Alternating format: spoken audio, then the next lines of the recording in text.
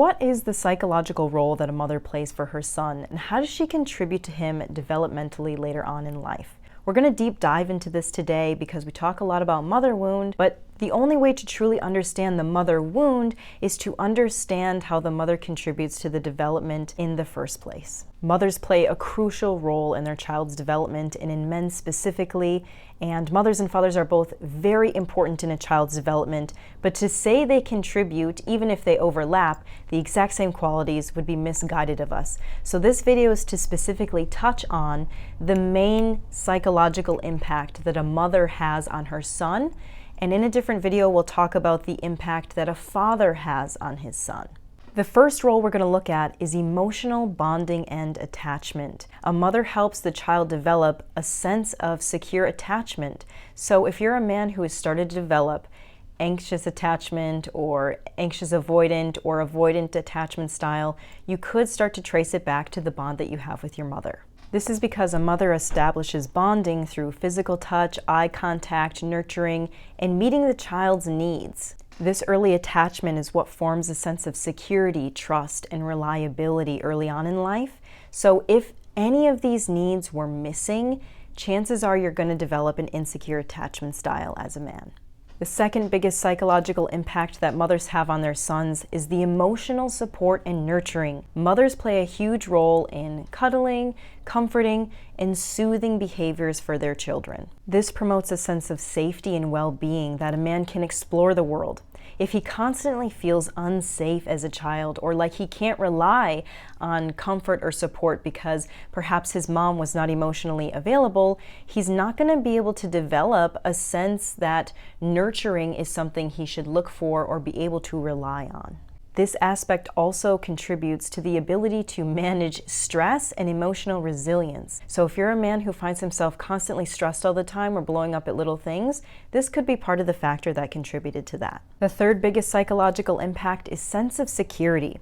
A mother's nurturing and comforting may seem like soft tasks, but what they do is they create a sense of confidence within a man where he can go out to the world feeling very secure and self-assured in himself. If this is missing, he tends to have a lack of self-esteem and self-confidence. The next biggest development is social and moral development. A mother helps influence her son's moral compass by teaching him modeling behaviors, verbal cues, and ways of understanding the world. This helps him develop his understanding of right and wrong, and of course, this aspect also comes from the father as well. But in general terms, the mother spends more time with the son in a very nurturing way, in an emotional way, in a communicative way. So she is the one really sending off his understanding of the world and how to navigate relationships. That leads us directly into our next contribution, which is emotional regulation. It's the mother's role to help mirror back the emotions of a child so that they can start to understand feelings, what place they're in, how to handle anger, sadness, happiness. If a mother is not emotionally regulated, she's going to take her own emotions out on her son, or she's going to make it his responsibility to help bring her back to a state of peace and regulation. And when this happens to a child, they tend to grow up too soon. They don't understand who they are, and they tend to think that their job is just to help navigate everybody else's emotions in the room, which leads us directly into our next role, which is identity formation. A mother's role helps to support his unique interests and identities. And if a mother places too much responsibility on her son to fill a role that was not his, to fill emotional responsibility that was not his, he's going to lose his sense of identity and start to form an identity that is of servicing others and not understanding himself.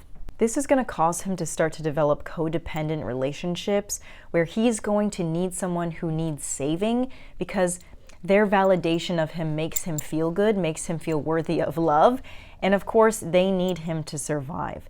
So this codependency tends to often start with the mother and the son because she's relying on him to make her feel okay, probably from a lack of male mentorship in her own life.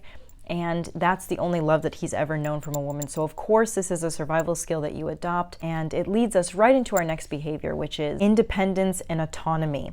The ability to make your own decisions and go out on your own. If you have a helicopter mother who tells you what to wear every day still, or makes you put all the decisions through her, or wants to be involved in all your relationship decisions even though you're an adult, she's not allowing you to be autonomous. She's not allowing you to be independent and develop your own sense of thought. And when you're younger, you might be gaslit into thinking that you need her help or her decision, and you might feel bad with making a decision without her. This is just a reminder that your responsibility is only to yourself for your emotional regulation, to keep yourself whole. And it is never the child's responsibility to take care of the parent, even if they feel indebted. And it's totally different than if you want to, of course you can, but it's not your role to be the emotional support system for your parent. Understanding these dynamics is going to help you understand the critical role that mothers play in your psychological development as a son.